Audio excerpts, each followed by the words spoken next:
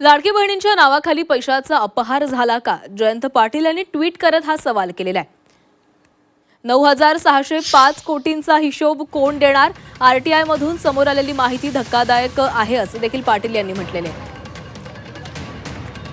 तर जयंत पाटलांनी काय ट्विट केलेलं आहे पाहूया.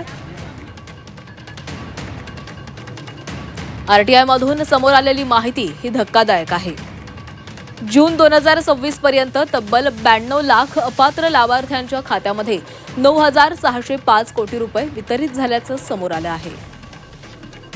ई-केवायसी न करणं, उत्पन्न मर्यादा ओलांडणं, सरकारी कर्मचारी असणं किंवा एकाच कुटुंबामधून अनेक अर्ज असणं अशी अपात्रतेची कारणं असताना हे पैसे खात्यामध्ये जमा होईपर्यंत प्रशासन झोपलं होतं का, असा सवाल जयंत पाटलांनी विचारला आहे.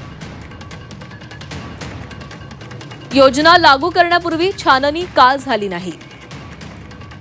अपात्र लाभार्थ्यांना सरसकट हप्ते का दिले गेले आणि या हजारो कोटींच्या नुकसानीची जबाबदारी कोण घेणार?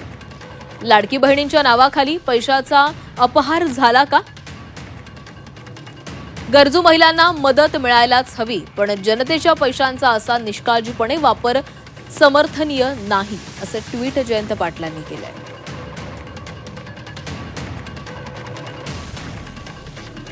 सरकारने या संपूर्ण प्रकरणाची निष्पक्ष चौकशी करून अपात्र लाभार्थ्यांना झालेले वितरण कसे झाले याचा हिशोब जनतेसमोर मांडावा आणि प्रत्येक स्तरावरील दोषींवर कारवाई करावी.